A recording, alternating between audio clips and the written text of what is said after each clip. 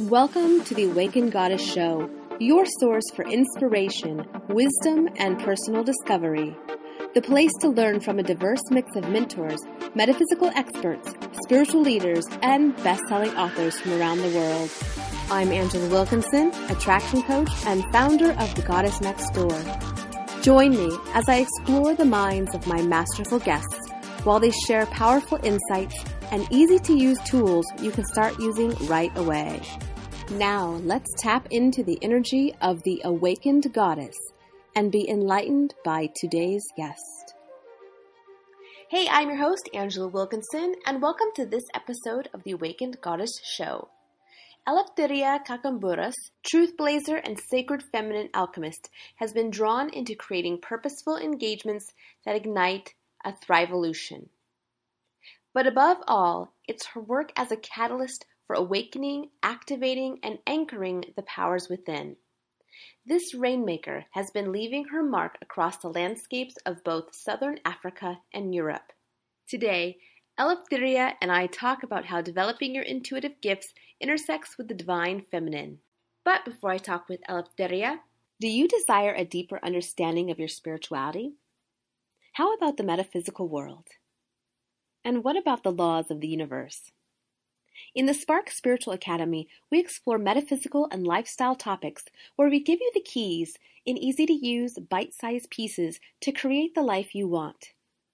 Spark Spiritual Academy offers a monthly collection of inspiring, thought-provoking information in one convenient place. Each month, you'll get a new collection of bonus material from the Awakened Goddess Show experts. You'll also get journal exercises, meditations, and resources to put into practice and create quantum leaps forward in your life. Join us today and ignite your brilliance within. See you there. Well, welcome, Eleftheria, to the Awakened Goddess Show. I am absolutely thrilled to have you joining me today to talk about uncovering the temple within. So I understand that you are a truth blazer and a sacred feminine alchemist. You know, that sounds so hot and delicious.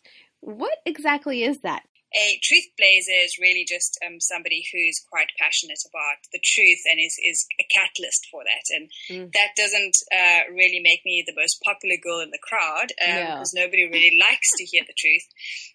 So it comes with some interesting territory and deep courage, as I've learned through the years. And a sacred feminine alchemist is really, I try to really embody the beautiful kind of essence of the sacred feminine energy that's kind of awakening for all of us on the planet at the moment. Mm-hmm. And the alchemy part of that is really the spiritual transformation, which this beautiful energy of the sacred feminine energy holds. Mm-hmm. Yeah, so that just sounds, like you said, being a truth blazer, people don't really want to hear the truth sometimes because the truth can be, can really kind of hit us at those vulnerable parts, right? Absolutely, for sure. I can't remember exactly who coined this, but I just love this quote. I think it was somebody that said, "The truth will set you free, but first it will piss you off." yeah, that's the truth. Exactly. Yeah. Absolutely, yeah. Well, so because it's like we have to be ready to hear the truth, and we have to be able to receive that. And I think that there are different ways to hear the truth. A lot of times, people don't. If we're communicating with others and we're sharing our truth, or they're saying something truthful to us, sharing their truth, it can sometimes come off as harsh if we, because sometimes I think it's uncomfortable to share our truth sometimes. So, yeah.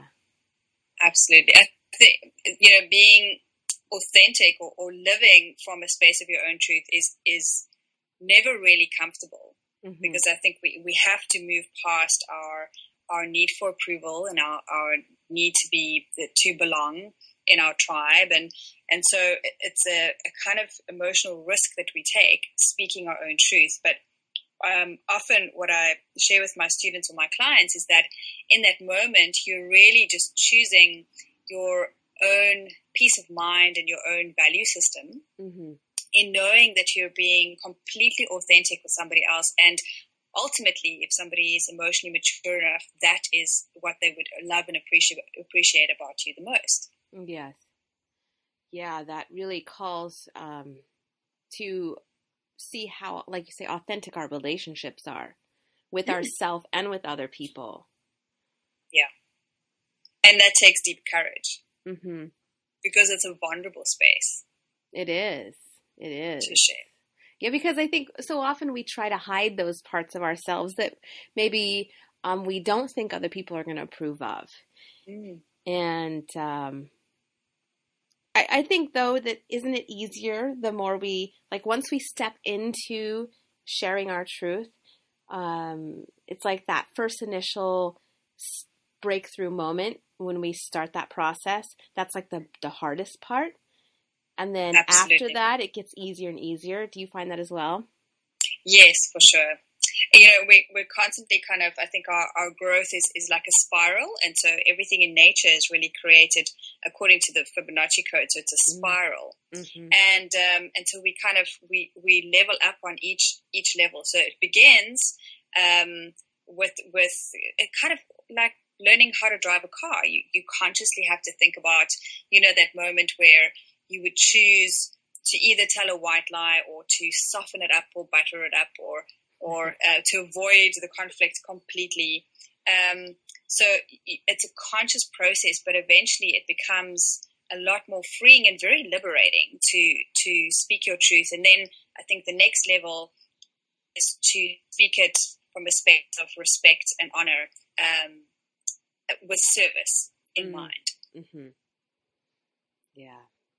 And I think as coaches, we're called, that is like, we need to seek out the truth and help people seek out the truth for themselves as well.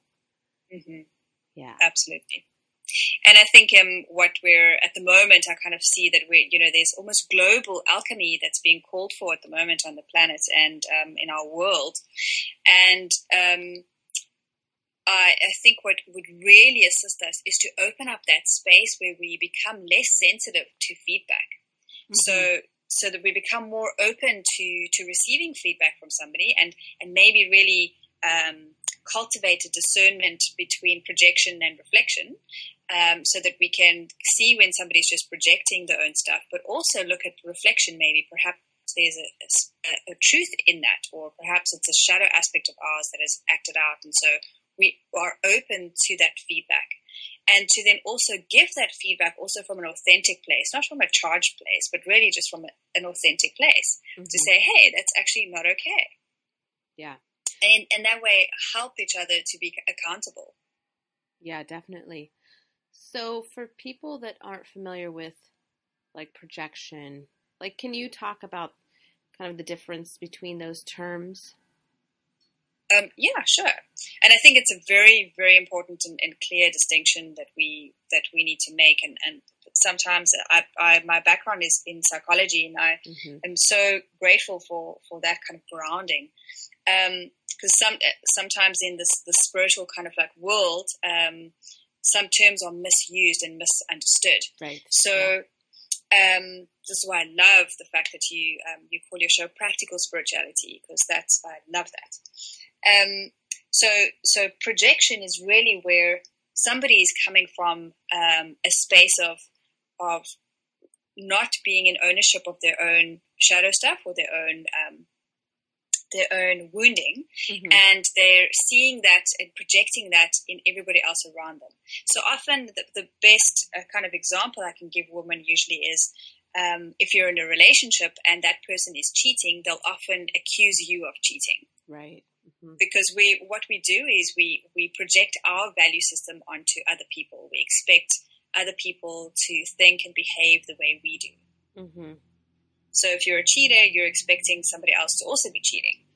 Yeah. So that is projection.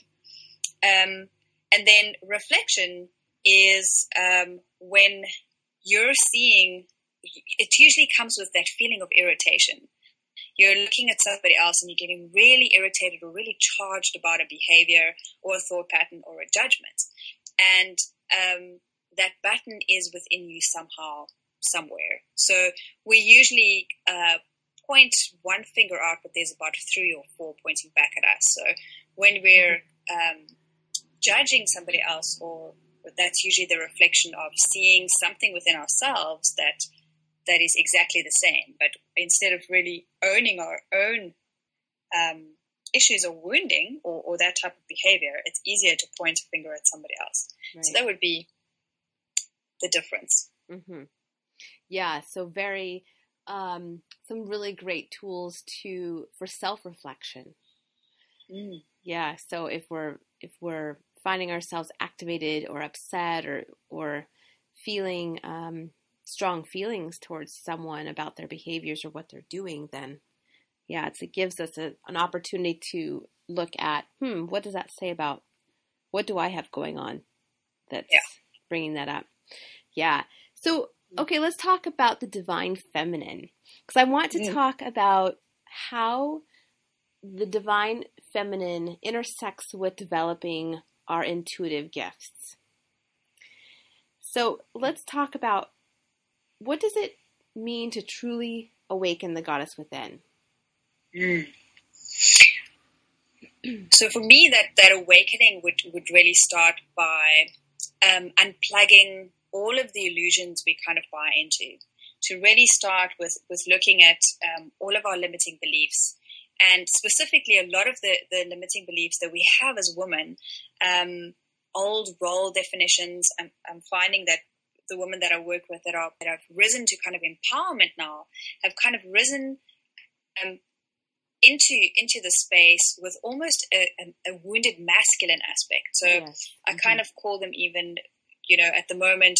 So if we look at the empowered woman at a CEO kind of level or in a management position, she's almost like the patriarchal female.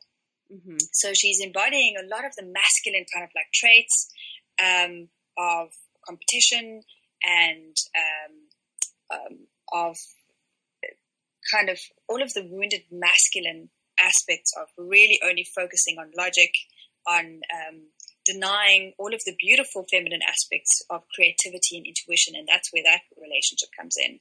So it's unplugging from these wounded patternings and the limiting beliefs and compromising those values, suppressing the feminine aspects, and these unresolved internal conflicts. Mm-hmm. And also the kind of drama queen norms, just unplugging from all of that, and then really awakening stepping into the truth of who we really are, and then courageously and vulnerably being and leading through authentic expression. So for me, that would really be the process of awakening the goddess within. Yeah. Yeah, and as you talk about it, it sounds like it's pretty simple, but I know that journey is not easy. Yes. So okay, let's kind of break it down. So how do women unplug first? Let's start with unplugging, because I think that's the first hurdle of taking this journey. Sure. Yes, this journey is definitely not for the faint-hearted, and this is where this bottom bit comes in. It requires absolute brutal attention, your full awareness, and a courageous heart. This journey, but it really has such immense gifts that you find at the end of the journey, or during the whole process of the journey, that it is so absolutely worth it. Mm-hmm. So I like to see this process as the journey of alchemy, really. And so the journey of alchemy, spiritual alchemy, is really in 3 steps. And the first step is the awakening part, and that is really that's the most difficult part, and that is really just facing the truth. Right. And facing the truth is not pretty, as we've said before. It takes great courage to really just face all of our shadow aspects and face the parts of ourselves which we've been denying or hiding, or not wanting to really see or kind of own that we actually do things like that or think that way or behave in a certain way. So that is the first kind of step, really looking at that. What are my wounded patterns? What are my limiting beliefs? Where have I betrayed myself? Sure. So that's really the first step. And the second step is really, the second part of that journey is really the activating part. And that's where we step into actively resolving all of these unresolved issues in our lives and step into kind of sacred union and sacred marriage with the masculine and feminine parts. There's a beautiful process that I do with my clients and my students and on my retreats, where we kind of journey into our inner worlds or our inner temple, and we find the wounded feminine and we find the wounded masculine, and then really work through those aspects of us to really bring them into wholeness, and then move them into a space of being back into sacred union. And this is where we kind of resolve a lot of our feminine issues. Come from some issues we may have with our mothers or the mother line lineage. And then the masculine, of course, is with the father line. And the feminine aspect being kind of the receptive energy, and the masculine, simply put, is just the active energy. So balancing those two out. And then of course, that part of the process also, it's kind of like a heroine's journey. We need to let go of the old part of us that created an identity around the wounding and around the old ways of being. Because we are creatures of habit. We really like to do things in a way which makes sense, and that way we control our world and it feels safe. And then the last part really is, once we've gone through this death and rebirth, this beautiful apostasis, we then re-emerge anew with a whole new insight of our world, and we really all of our senses become completely awakened through that process. And the last part is really anchoring that. So now it's, you've kind of traveled through this magical world where you've let go of things and you face things, and you've stepped through threshold guardians and met all different interesting creatures and through this magical world. And now you have to come back to what I'd like to call the muggle world. And now, or Harry Potter would say in that world, and now you've got to really integrate all of these beautiful gifts that you've received into everyday living. So how do I bring in this gift of sacred marriage into everyday being, or how can I be a contemporary kind of priestess, or a modern empowered woman in my world? Oh, I love that. You know, as you were talking, I was just getting this image of kind of like stepping into like a flame, like kind of like the violet flame, and burning away all of those parts of ourselves that are not truly resonant with who we are. It's kind of like that phoenix rising. Yeah. So how does someone know if they have wounding? What can you give an example of what that looks like? I think the first thing I'd like to say is what I often see in my practice is what we do is we minimize wounding, or we almost have, especially with women when it comes to abuse, we minimize the type of wounding that we may have. So I have women sit in front of me and say, "Oh, but he only name called me a few times. I mean, I have a friend who, her partner would beat her up or wouldn't, abuse her as much, and is much more, the stories that I know about much worse than my own experience." So the first thing is to just acknowledge that all wounding is bad enough. We don't need to compare or minimize any wounding. So I think that's the first thing we really need to step into. And then wounding is really a pattern or a belief system or any kind of hurtful event which you've experienced, which has created a kind of patterning in your world with relationships, which impacts you from truly connecting on a heart level. That's how I describe it. And it could feel, sometimes we set these things up as a safety mechanism. So we may have a wounded experience, for example, let's say, I'll use this example.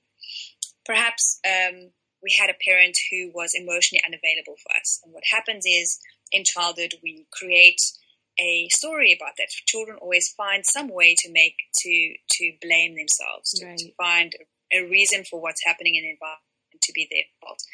So you have a parent who's emotionally unavailable, and somehow your little inner child, tells itself that it must be because you're not good enough, or it must be because you're not perfect enough. And so that is a belief that starts crystallizing. Yeah. And as you grow older, this thought is kind of in your subconscious mind, and you have another experience, and you think, oh, you see, it's true.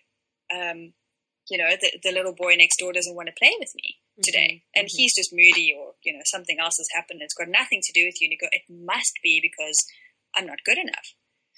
I keep getting rejected because it's something is wrong with me. And then you start creating a strategy in which you start holding that belief as true.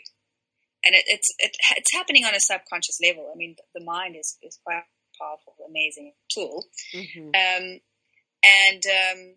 So then in adulthood, you're setting up situations where you fall in love with the man who's emotionally unavailable, to make sure that belief stays in place. Because at this point, you've actually built an identity around it.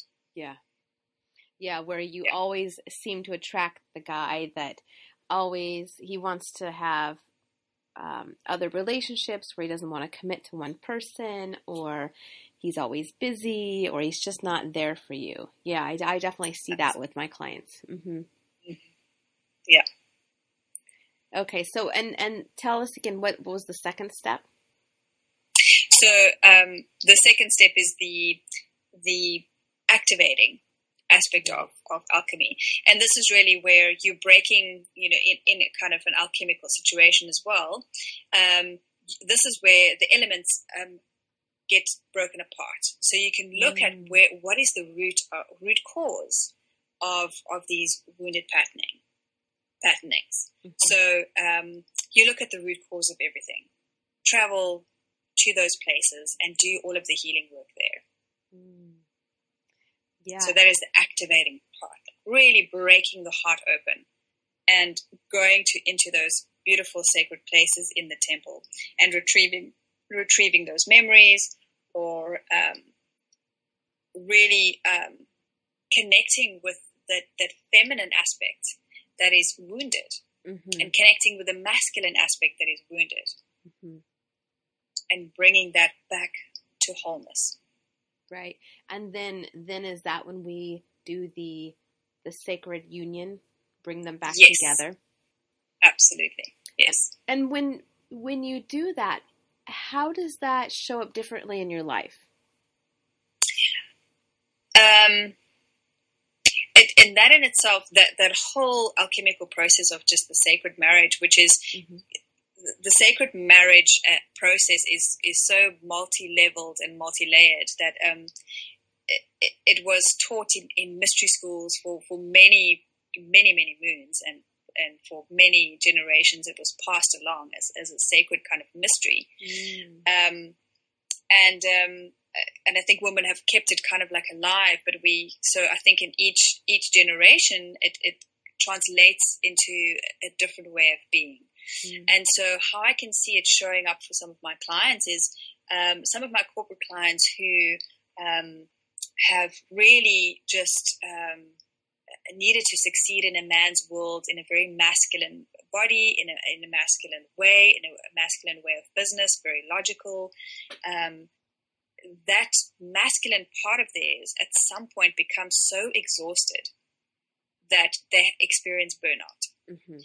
And at this point, women usually retreat. They then really look for what has been missing out of their lives, and they find that the feminine aspect, which is the creative, intuitive, spiritual aspect, who is really interconnected with everything around her, has been so neglected and is asleep or depressed in a cave somewhere in the world, that the journey to go and find that part of themselves becomes a beautiful pilgrimage almost. Mm-hmm. And when they return from that, the way that they're interacting with their career, their family, and their work in general completely shifts into a positive direction. Mm-hmm. in a way which doesn't exhaust them completely. Yeah, so like you said earlier, it sounds like it's the feminine or the heroine's journey going through this process. And so that really speaks to that you need to awaken the feminine and build that relationship with that part of yourself to develop your intuitive gifts. Is that correct? To open up to them again. I think we're, we receive about 100 kind of intuitive kind of calls a day. Oh, wow. And most of the time, our intuition or our guidance gets an answering service saying, sorry, I'm busy. I can't listen right now, and I'm not even busy with something really important. I'm so addicted to busyness that I can't listen. So the daily practice of just becoming really still and quiet, which is again a beautiful. This is where the marriage between the masculine and the feminine comes in. Is in that sacred marriage where the masculine helps us to set structure, to set a specific time in our day, in our schedule for this. Mm-hmm. And the feminine just opens up and receives in stillness and in this interconnection with nature and spirit, just receives beautiful intuitive wisdom. Yeah. And then the masculine again helps us to act on that intuition. So together, it looks, in practical terms, it's intuitive action. Intuitive action. Yeah.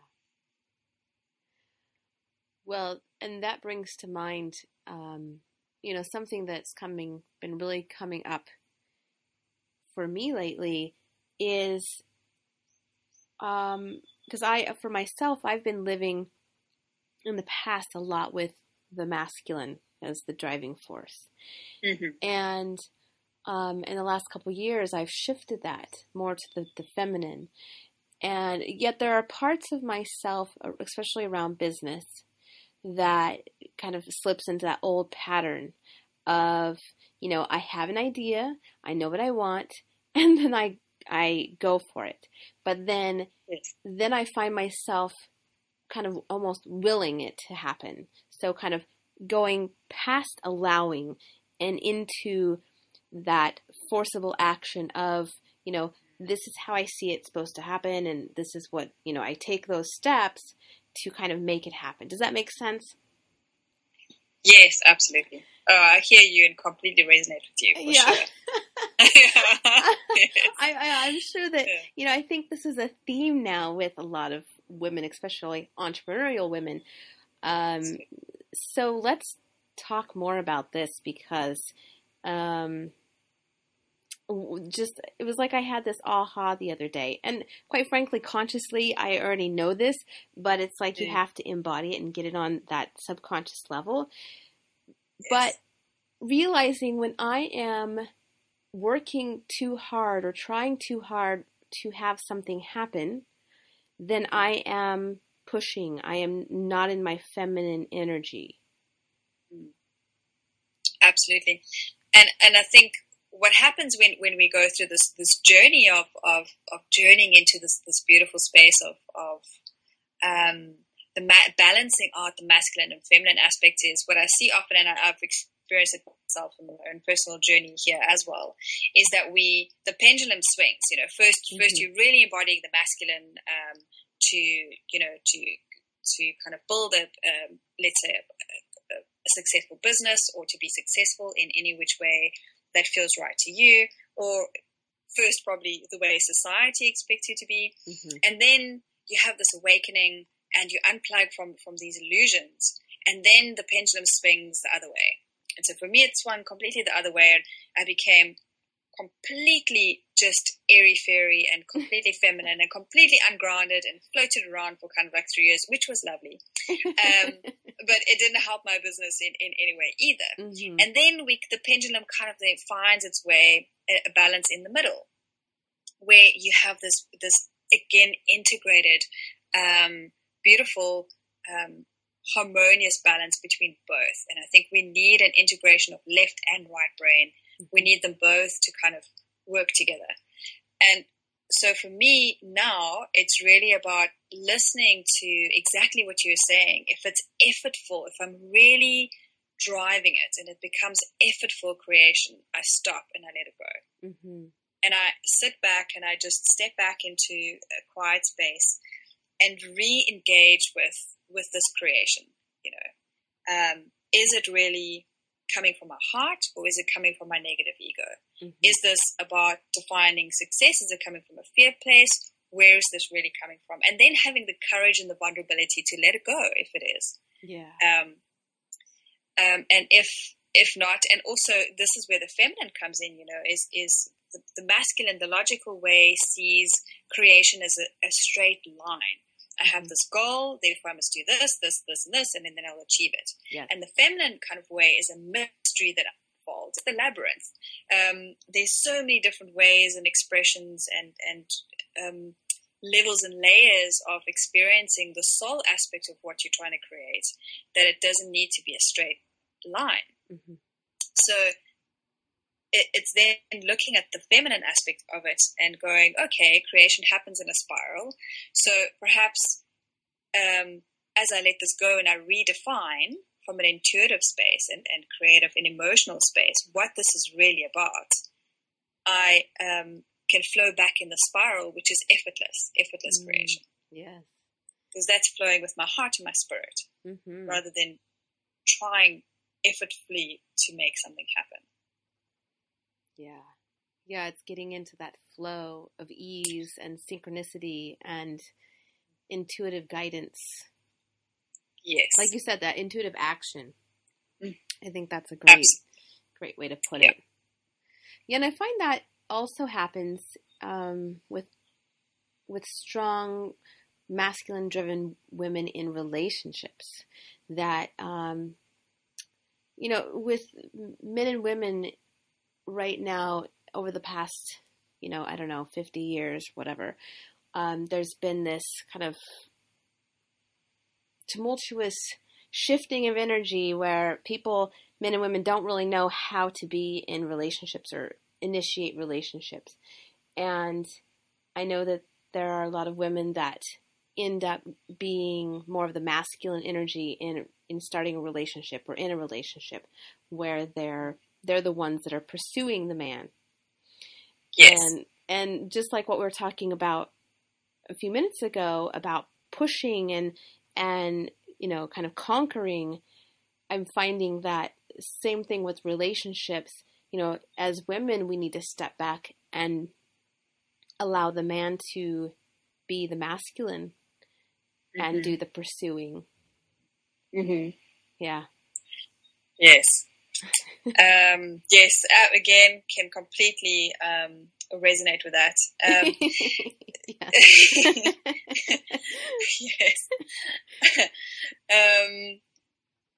For sure. And again, when we have masculine wounding, our own masculine wounding, that's when we're doing the pursuing. This is when we're taking control of the situation and doing the pursuing, and I'm the empowered kind of feminine, and so if men can pursue, I can pursue it. It comes from that place, but it really is the wounded masculine within you. And also, what I often find with women is when we're in that imbalanced place, our view of the feminine is that the feminine is weak, and therefore you trust the masculine more. You start identifying with the masculine qualities more because you're seeing it in an environment where it's rewarded a lot more than the feminine. So anything that would be soft and fluid and receptive is rejected completely. And I think even on a kind of a bigger scale, we've played out these roles, and we're confused in a lot of men and women tell me, I don't know what to do anymore. Do I open the car door? Don't I? Do I pay? Don't I pay? People are very confused. They don't know how to behave and how to act. But when we move into a healing space for this, the empowered, beautiful goddess, embodiment of the goddess, allows herself to be adored by the divine masculine. So the divine feminine, when she's held by the divine masculine, can open up, soften, be vulnerable, and through that softening and receptive energy, be the empowered strength, which we're ultimately seeking. Yes. Yeah, definitely.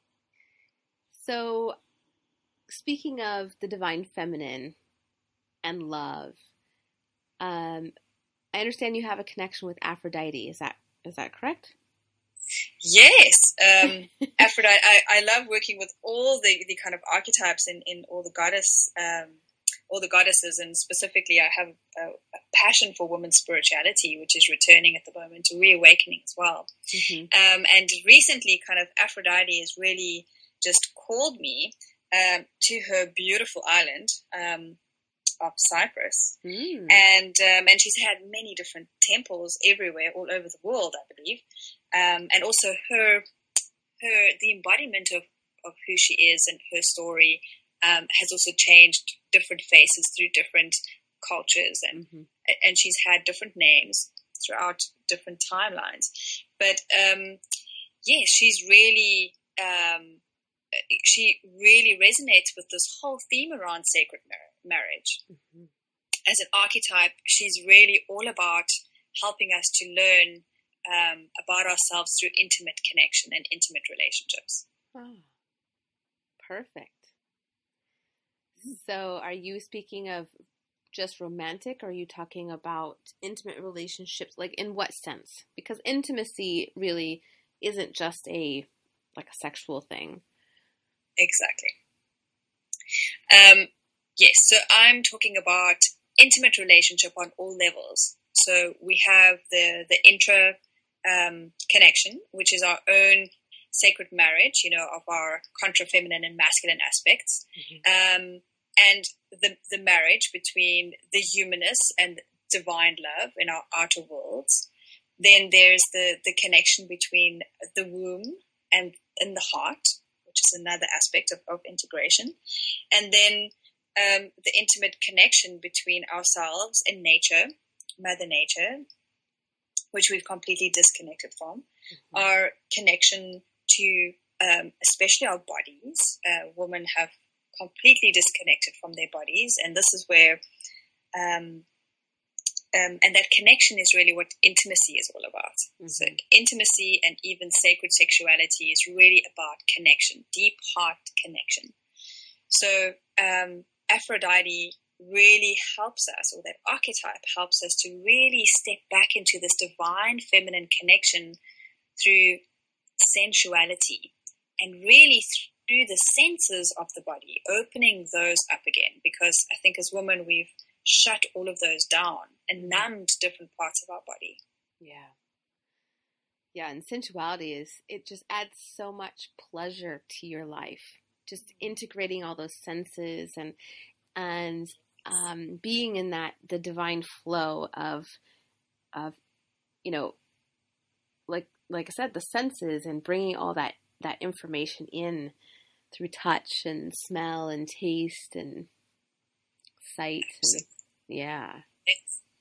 And then in the Commission wisdom or tradition, which is ancient Egypt, and so when it was there's some research that's talking about the older kind of Egypt, more than 12,000 years kind of old, being a matriarchal society, and at that time there's some sacred teachings which has been held that speak about us having our bodies having 360 senses. Oh wow. So that kind of relates to, all of the chakra centers, really. I mean, we all know about the 7 main chakras, but we have, over 300 chakra centers in our body. Mm-hmm. So for me, those two kind of, there's a link there. So imagine if all of those senses are really awakened, and the interconnectedness that we can experience with life around us and this beautiful living, breathing planet that we're on. Mm-hmm.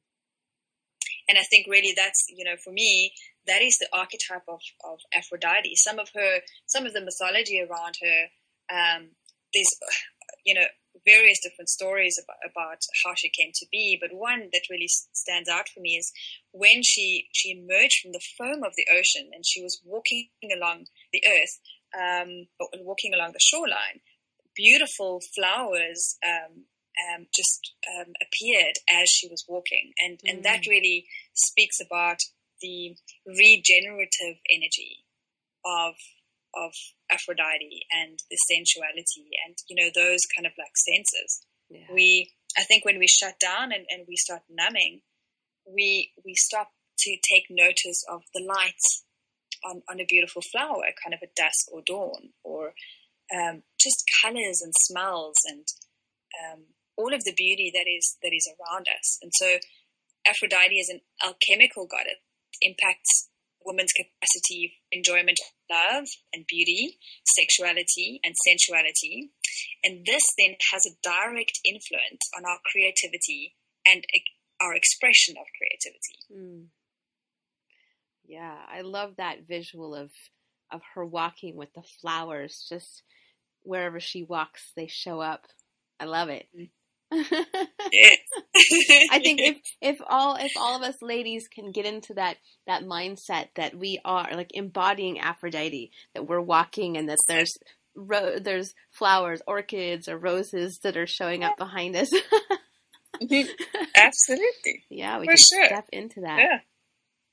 Okay. And that's the question. Where is your Aphrodite? Is she asleep in a cave waiting for you to awaken her? Or is she at the temple doors ready for you to step into, she's ready to step into a full embodiment? Mm-hmm. Or is she moving gracefully through your sacred temple, just leading your intuitive path? Mm-hmm. Where is she, Yeah. That's a great question to think about. Because I think at any given moment she could be in different places, depending on, what we're experiencing. Yes. Yeah. Okay, so, you briefly mentioned about the chakras and how there are all of these senses and chakra centers that we're not really tapping into. So I kind of want to shift this a little bit deeper and talk about moving into other dimensions and lifting the veil. So can you talk about what lifting the veil means and how we can move into other dimensions? Sure. I think we are multidimensional beings. Mm-hmm. And so we perceive or we see with our physical eyes 0.01% of the electromagnetic spectrum that is around us. So that means that there is 99.99% of sound waves and a whole kind of world that is beyond the veil, as I'd like to call it, that is happening around us. That's constantly. Amazing. That's absolutely mind-blowing.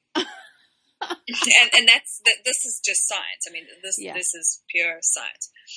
And so when we're thinking about it in those terms, this is the 99% of our world which we can perceive through our senses, which we've forgotten how to use. So we have, in our culture, we have some people who perhaps are called mediums or psychics or women with gifts or men with gifts to tap into this world. But and we see that as a very extraordinary, special thing. But actually, we all have the ability to do this. Mm-hmm. We've just kind of shut it down. And I think there's also, on the other extreme, a lot of people who are taking advantage of that world as well, but that's a whole different show. Mm-hmm. So we all have this capacity to really just tap into this 99.99%, field of sound, of feeling, of intuition, of telepathy, and we'll experience it in our lifetimes, and so this really actually needs to be normal instead of extraordinary. Mm-hmm. So the people who are kind of not experiencing it is abnormal, if that makes sense. Mm-hmm. So, and you'll experience it in your lifetime where you think about somebody and the phone rings, or you have a dream and that dream ends up being a bit of a prophecy. Mm-hmm. Or you'll have just a feeling, and we have it. We have this beautiful, instinctual, intuitive feeling.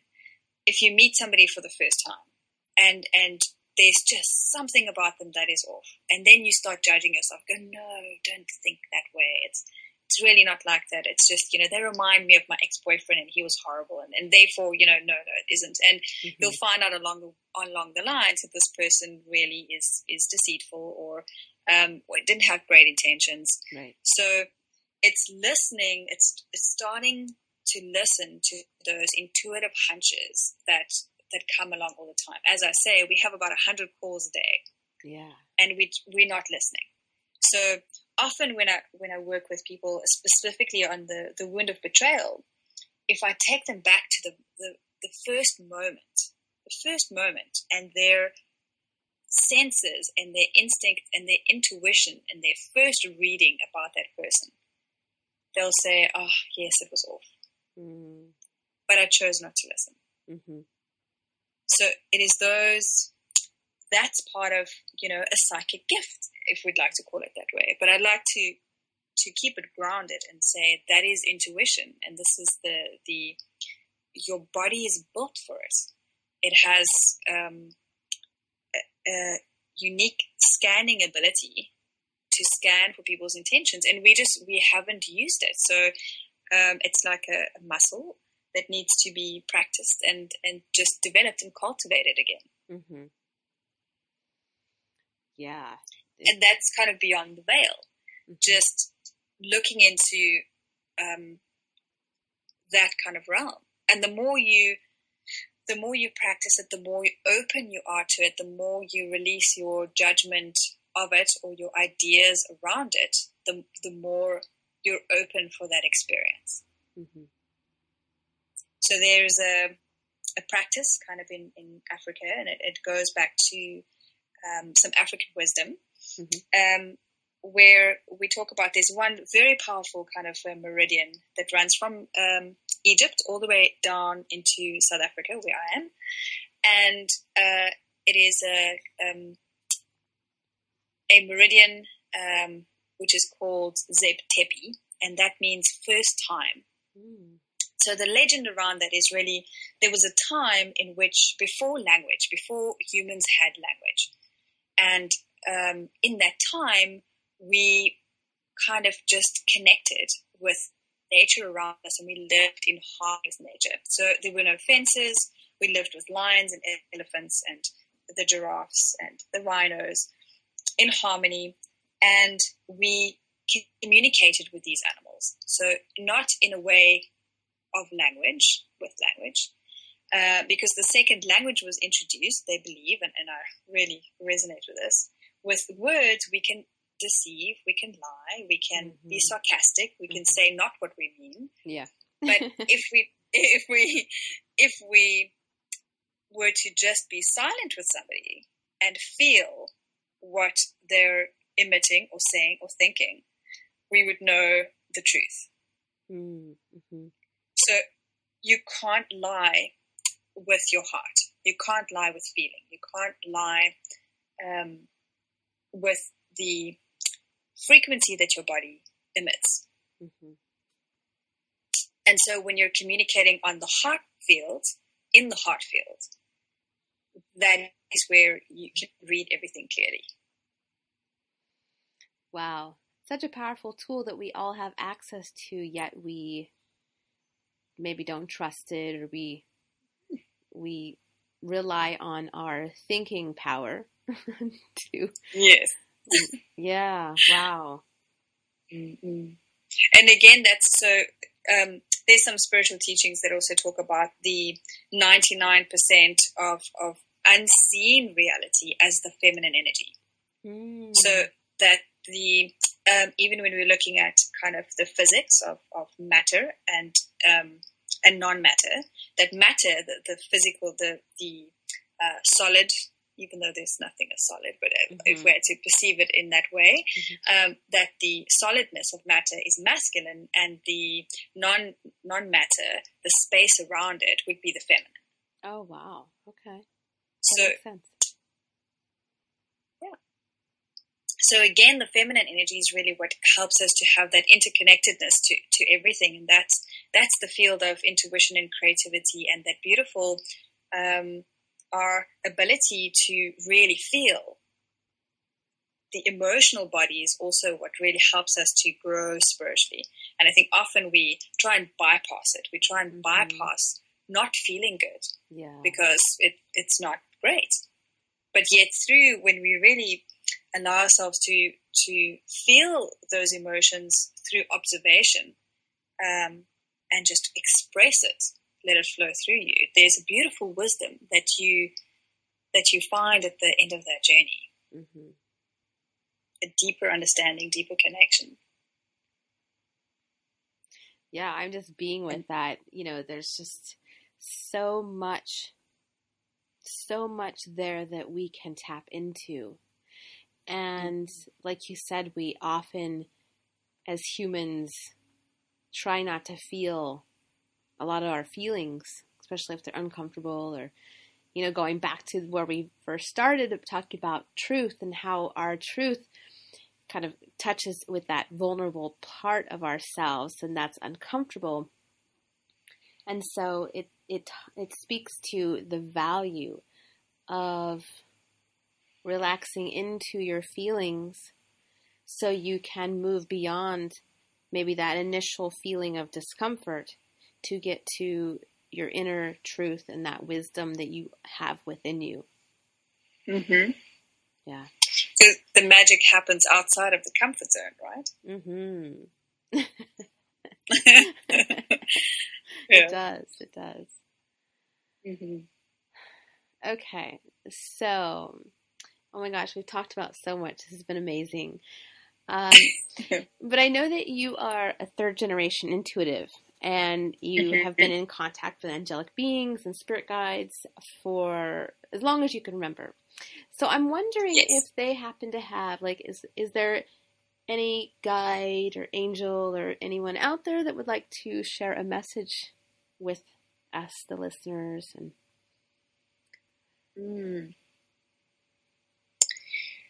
So at the moment,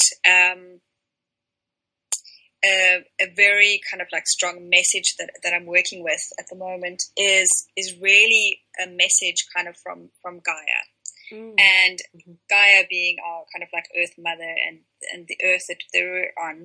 And she kind of has a collective consciousness, and is also part of the awakening of the sacred feminine energy. And that kind of message is really for us to awaken to the truth of who we truly are. And when we really just open up all of our senses and open up our hearts and soften our bodies again as women, and tap into this interconnectedness, this connection with Gaia and her higher aspect, which is her Sophia, they're kind of this sacred marriage together. And when we really tap into the essence of who we truly are, we discover that our nature is really divine in its essence. And we then start interacting with our world in a very different way. So at the moment, what's happening is we've got 7 billion people on this earth. We're over kind of capacity at this moment in time. And it's impacting all the other beautiful creatures on this planet. And I kind of feel that this is why we're numbing out. I think on a subconscious level, where we know that we're causing more harm than contributing. And we kind of feel a little bit helpless. What can I do, in this situation? The problem seems so large. What can I do? And therefore we numb out. We numb out with drugs, alcohol, spending, distraction, busyness. We just numb ourselves out to not feel any of this. So the message and the call of Gaia is to open up and listen and reconnect. And once we do that, we will find this beautiful space within ourselves to connect with the divinity of our own nature, in nature. I love that. So to finish up, if you had a very practical tip for the listeners to maybe just take that first step, what's something that they can start with today? The first thing you can start with today is to call deep on your courage and look at one thing that isn't working for you in your life. And this is where you call deep on the courage. Ask yourself, what is the truth about it? What is the truth about that situation? Because the truth illuminates all illusions, and that gives us the freedom to be who we came here to be. So when we can look at that truth and kind of look the tiger in the eye and just stand, and I love Brene Brown. She's got this beautiful affirmation that says it's okay to be brave and afraid at the same time.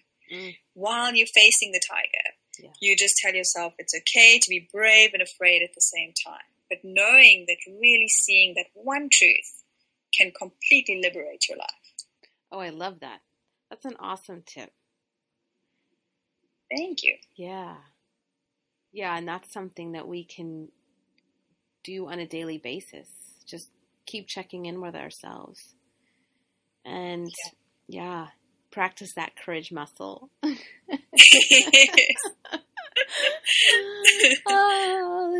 Get to the magic where the outside of the comfort zone. It's okay. We're all in it together. We're all connected. Absolutely. Oh my gosh. Well, how can the listeners get in touch with you? I'm sure that they are just loving what you have to say and would love to find out more. So where can they reach out? Thanks. You could reach me on my website. That is eleftheria.co.za, or on Facebook you can reach out or join our group called the Sacred Feminine Circle, which is a group on Facebook. And then if you go to my webpage, have a look at our beautiful Aphrodite's temple retreat that's coming up in Cyprus in November. Awesome. Yeah, that would be definitely an amazing adventure. Definitely. Yes, absolutely. An adventure into beauty, love, and exploring the pathways of conscious love on the island of this beautiful kind of like goddess. And we're actually staying at this wonderful kind of resort that's right on the beach, and it's right next to the nature reserve, which is said to be where Aphrodite used to bath. So it's these beautiful waterfalls. Oh, wow. And where she used to have her secret meetings with one of her lovers. Ooh, perfect. Yes. Ooh, sign me up. Oh my gosh, this was absolutely amazing. We like dove in full force and came out the other side in like beauty and rose petals, and ooh, I love it. Thank you so much for joining me today. Thank you so much for the invitation, Angela. I really enjoyed this conversation. My pleasure. And now I'd love to hear from you. The most awesome discussions happen after the show over at theawakenedgoddess.com. So get yourself over there and leave a comment right now. Did you enjoy this episode? If so, subscribe to the show. And of course, it would be absolutely amazing if you shared this with all of your friends. And if you want even more incredible resources, join Spark Spiritual Academy to get this month's Psychic Development collection of bonus content. And see you next time! Thank you for listening to this episode of The Awakened Goddess. I hope you enjoyed today's show and took away something you can start using in your life right away. For more spiritual insights and to listen to more episodes, subscribe to The Awakened Goddess Show at thegoddessnextdoor.com and discover wisdom that'll change your life.